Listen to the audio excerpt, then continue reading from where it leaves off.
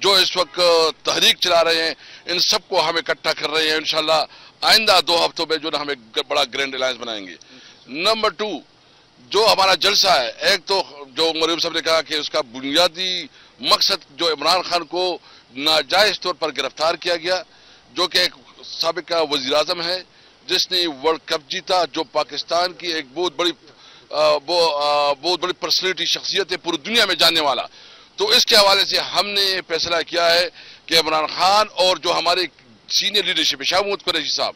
اور دیگر جو پنجاب کے ہمارے لیڈرشپ ہے، اور جو ہمارے سوشل میڈیا سے تعلق رکھنے والے ورکرز ہیں اور خواتین، سب کے لیے ہم نے آواز اٹھانا ہے۔ میں تمام ورکر کو ثوابی کے لیے دعوت دیتا ہوں کہ آپ جہاں بھی ہو، آپ کوئٹہ میں ہو، آپ کراچی میں ہو، آپ بلوچستان میں ہو، آپ جو ہے نا کشمیر میں ہو، آپ گلگت بلتستان میں ہو، آپ پنجاب میں ہو،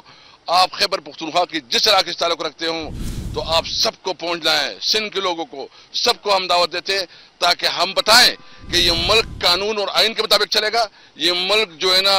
سرزمینی بے آئین نہیں ہے، یہاں ہم نے زندگی گزارنی ہے، آئین کے مطابق گزارنی ہے۔ آخر میں یہ بات کرتا ہوں کہ جو انہوں نے مہنگائی کر دی ہے، جنہوں نے جو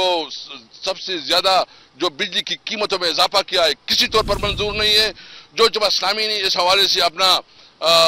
دھرنا دیا ہوا ہے، ہم اس دھرنے کو سپورٹ کرتے ہیں اور ان کے مطالبات کو بھی سپورٹ کرتے ہیں۔